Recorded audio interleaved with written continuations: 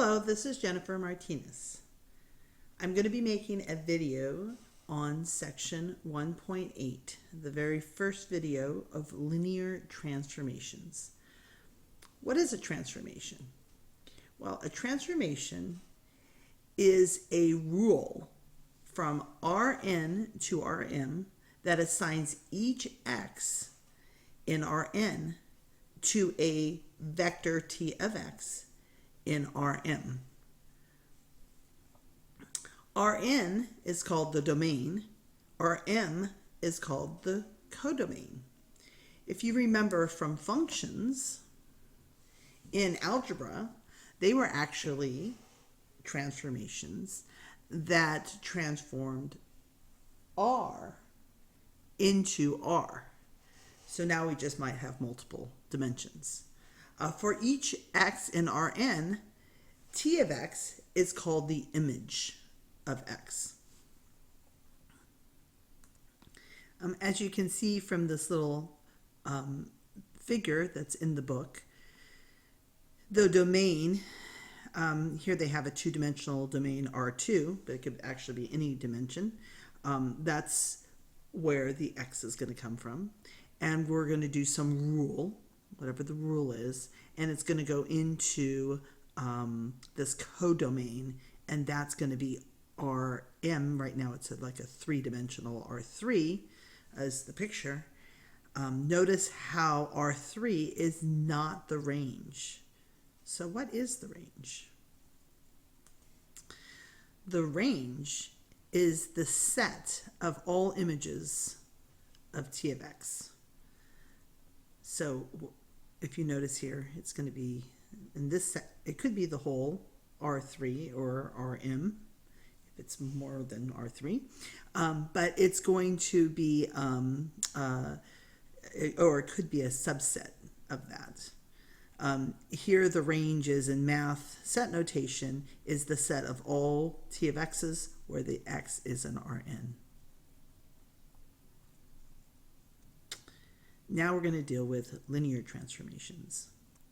What is a linear transformation? Well, here's the definition in the book. A linear transformation is a mapping T, that same mapping.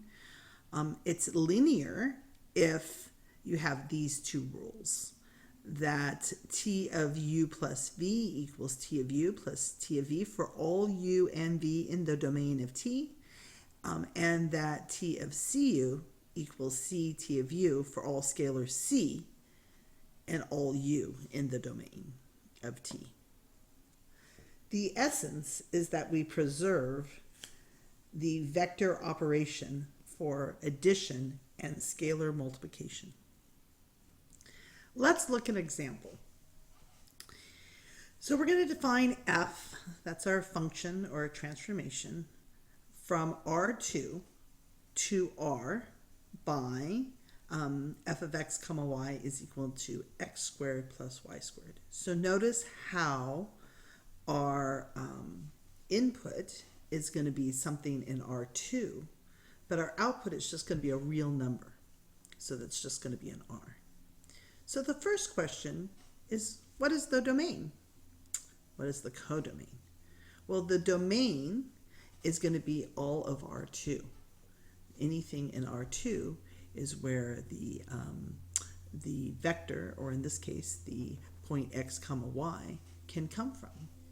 And the codomain is going to be all of R, because the values, that image, is going to be values in R only.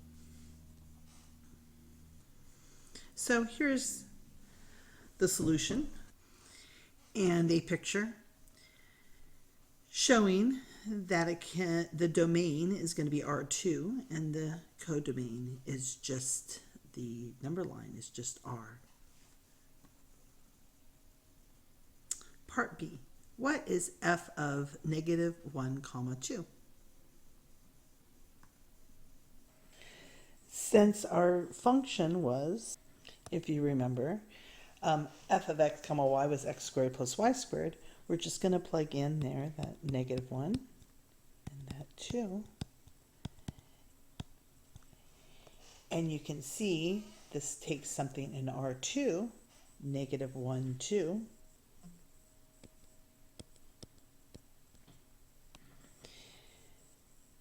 from the domain of R2, and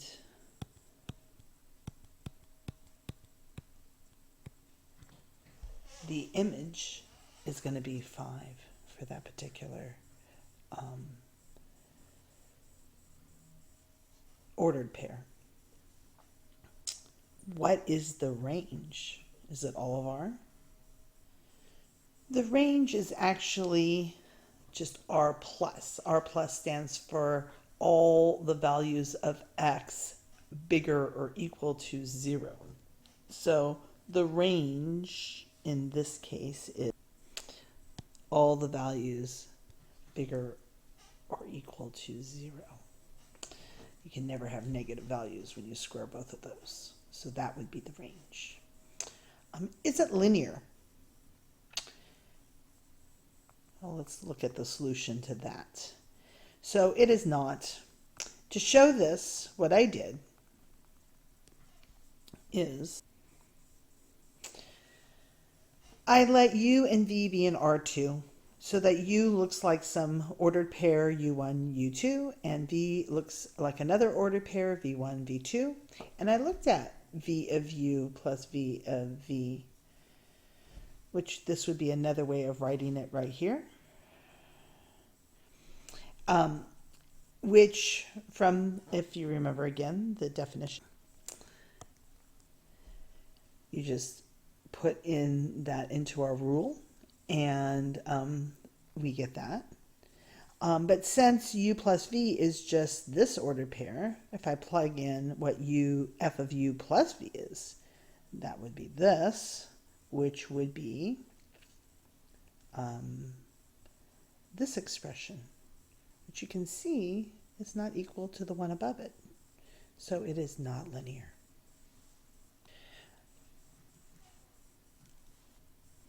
Here are a couple of useful facts. The first one, if T of 0 is always 0, which you can see right here, why that would be the case. We just use the second condition of the definition, which is T of C U equals CT of U. But if you just let C be 0, you would get T of 0 on the left, which is really that, which is 0 times C, which is really 0. So hence you have it. The second condition comes from actually both the first and the second, because the first, this just shows that it's linear, and then you can bring these out. So really, if you want to satisfy to show that it's linear, you could do a shortcut. Instead of showing the 2 that we've done in the first, or in the definition, you could just use this right here because it has it all in there. You can see that it satisfies both all the conditions for linear. If you set C and D equal 1, they talk about that in there. And in general, if you have, more than 2 vectors, you can actually do this for many vectors, and that's going to be a useful generalization. So the next question I would like you to work on is number 29 in the book, in the homework. Take a moment and pause the video, try this, and then I will show the solution. Okay, here's the solution. So the first case wanted to show that f is linear when b equals 0. So when b equals 0, you just have y equals mx. And they just went for that last condition, looking at f of cx plus dy. And when you plug that into there, you just plug it into there. And you can see it works out quite nicely. What's interesting though is when b is not 0, it doesn't work. First of all, it doesn't satisfy the first condition. F of 0 equals does not equal even 0. This shows that it is not linear. Or another argument, if you take a constant times x, well, that would just multiply it by the first term. And 2 times a constant would be multiplying by both, and these are not the same. So it's not linear. So why is it called a linear function in algebra or in calculus? And it's because the graph is a line. That's the slope, right, is a constant. That was the definition of linear back then. This is a little different definition here in our transformations. Finally, what's a matrix transformation? Well, just as in a transformation, we're going to have T, the domain be Rn, the codomain be Rm. Then T of x is going to be A times x. It's going to be a matrix multiplication for some m by n matrix A. The rest of this section will focus on this type of matrix multiplication. Notice that x is in Rn. That would be a vector with n entries. So if you looked at AX there, just put a note here. And A is a m by n matrix. So if you take an m by n matrix and you multiply it by an m by 1 matrix, what you will get out is an m by 1 matrix. And that is a vector with m entries, and it's going to be an Rn. So you do, with this matrix here, start with something in Rn and get out something in Rm. Sometimes this is denoted by another way. T of Ax is also denoted by this. It says x goes into Ax. So this would be things in the domain, and this would be the image, where x is in Rn and Axn is in the codomain Rm. We're going to show here that every matrix transformation is a linear transformation.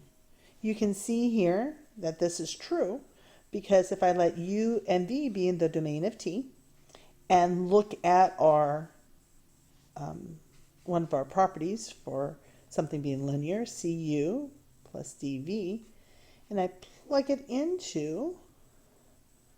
this into T of x equaling Ax.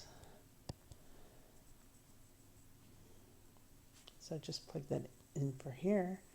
And you can see by our properties of matrices, it is indeed linear. Our last example for this video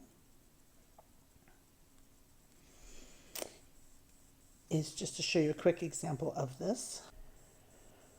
Let's let T go from R4 to R2. And by our matrix transformation, where the matrix A is just 1, 2, 3, 4, 5, 6, 7, 8, what is the image of T of x? So what I'm going to do here is let x be in R4, so that's in the domain. So x is going to look something like this. And I'm going to take T of x being Ax. So I'm going to take what the matrix A is times x and see what that looks like. And that's going to be a 2 by 4 multiplied by 4 over 1. So it's going to end up being a 2 by 1. And it's going to be, by our matrix multiplication, 1x1 plus 2x2 plus 3x3 plus 4x4. And we get the second line.